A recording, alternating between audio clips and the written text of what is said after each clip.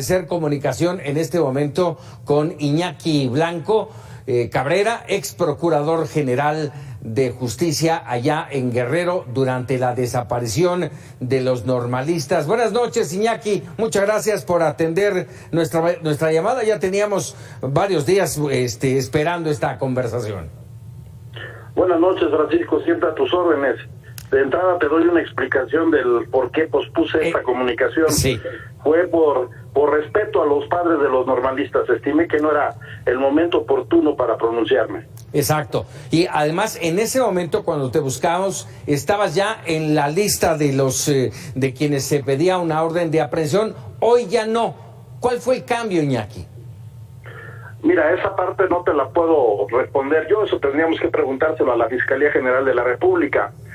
Lo que sí te puedo responder es si desde mi punto de vista existían o no los elementos para la concesión de esa orden. Es correcto. Iñaki, a ver, esto que estaba yo mencionando, que vas a levantar le vas a levantar una denuncia en contra del ex fiscal Omar Gómez Trejo, que por cierto ya no lo es.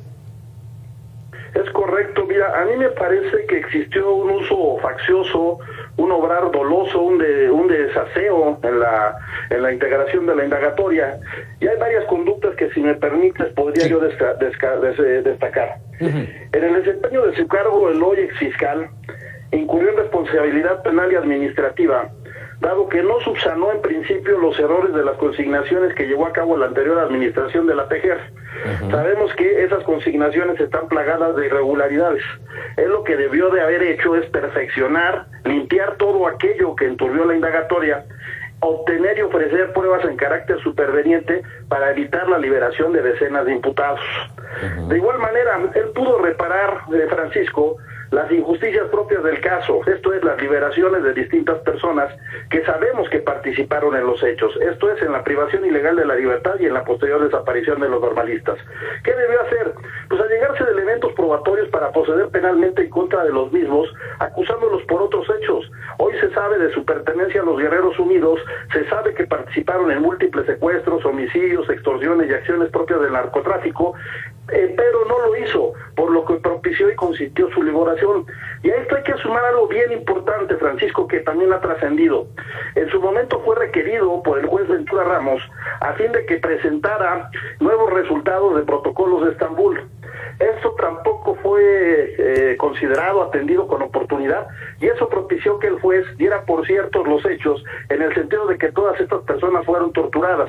Gómez Trejo incluso estuvo en aptitud de hacer propios los protocolos que elaboró la Comisión Nacional de los Derechos Humanos, pero también omitió esta parte. Entonces, me parece que aquí hay varias conductas de carácter omisivo que propiciaron, que facilitaron que distintas personas, estamos hablando de más de 100, hayan alcanzado su libertad, aun cuando se sabe que tienen probados vínculos con la delincuencia y que participaron en la desaparición de los normalistas. ¿Por qué crees que fue la renuncia, Iñaki, de Omar García Trejo? Omar Gómez Trejo.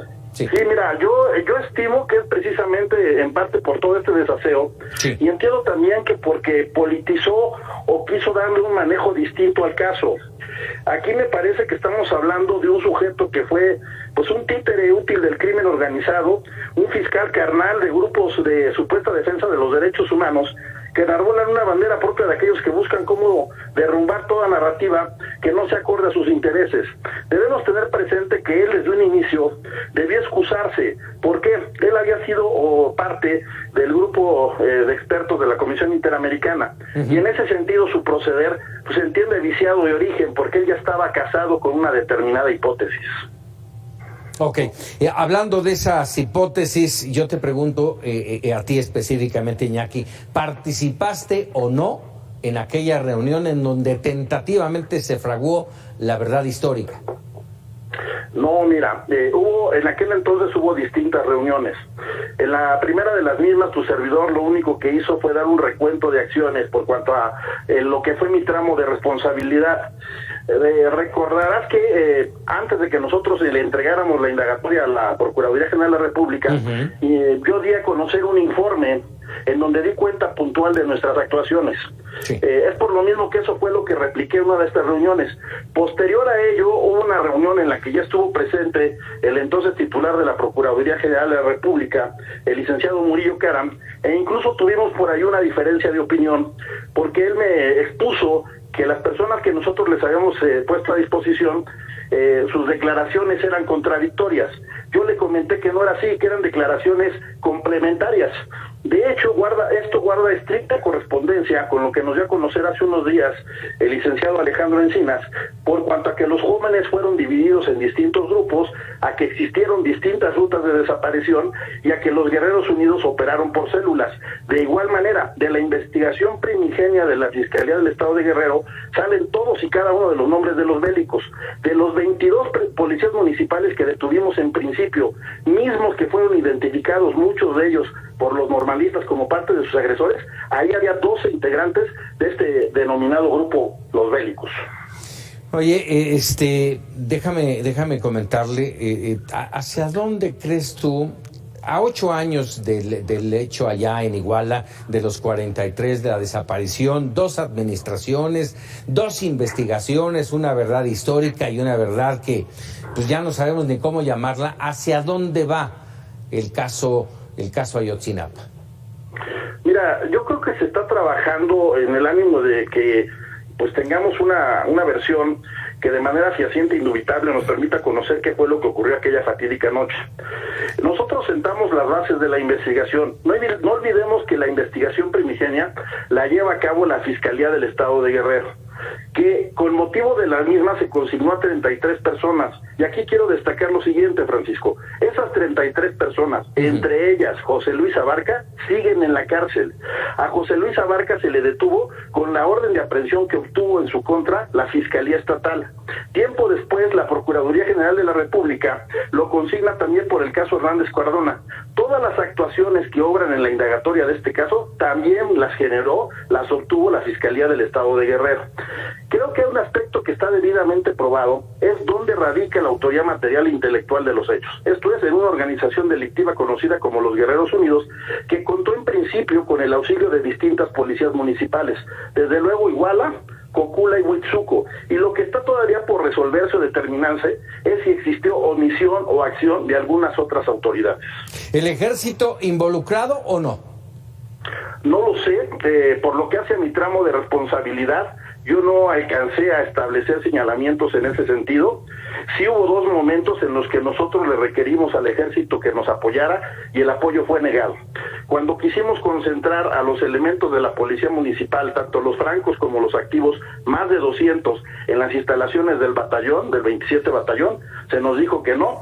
Y posteriormente, y en este sentido están ahí los chats de Chicago que avalan lo que te voy a decir, cuando los Guerreros Unidos advierten que nosotros estamos ya por ejercer acción penal en contra de al menos 22 elementos de la policía municipal, y le dan indicaciones a Quilardo López Astudillo, este testigo colaborador de nombre Juan, a fin de que se organice una manifestación en la que participen los comunitarios, los de transportes, no recuerdo qué otro sector de la sociedad en este caso, a fin de que nos arrebaten a estas personas. En ese momento también se les solicitó apoyo al ejército con la intención de que nos brindaran seguridad perimetral y resguardo en el traslado de estos sujetos que ya teníamos plenamente identificados de Iguala a Acapulco para proceder a consignarlos, y se nos volvió a negar el apoyo.